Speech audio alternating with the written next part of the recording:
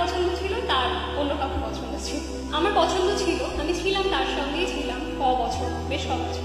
ওই প্রথম প্রেমটা যখন ভেঙে যায় না, তখন আমার খুব পবিত্র একটা মন থাকে, আমার ভালোবাসায় কিন্তু কোনো খারাপ থাকে না। এখন আমি নতুন ভাবে কাউকে ভালোবাসতে পারবো কিনা তাও জানি না। তারপর যখন অনেক অনেক অবহেলা করতো, অনেক কষ্ট দিত, তারপর আমি কুকুরের মতো ওর কাছে থেকেই গেছিলাম। যখন রাসূলুল্লাহ সাল্লাল্লাহু আলাইহি ওয়াসাল্লাম মক্কা বিজয়ের পরে আমভাবে বিশাল বায়াত নিচ্ছেন, দলে দলে লোকজন ইসলাম কবুল করতেছেন, তখন হিন্দ কিন্তু তখন ইসলাম কবুল করেন। আবু সুফিয়ান রাদিয়াল্লাহু আনহু স্ত্রী, তিনি আসছেন, মহিলা তার দূর থেকে বায়াত নিতে, দূর থেকে বায়াত দিচ্ছেন, তিনি চেহারা ঢাকা। তো তিনি যে অপরাধী, তার নামে মৃত্যুদণ্ডের পরোয়ানা জারি ছিল, তিনি মাথা ঢেকে লুকিয়ে শুকিয়ে আসেন যে ইমান কবুল করলে তো আর তার শাস্তিটা মাফ হয়ে যাবে। তো তিনি মেয়েদের কাতারে দাঁড়িয়ে আল্লাহ দূর থেকে মেয়েদের বায়াত নিচ্ছে, বলো চুরি করবে না, বলো এটা করবে না।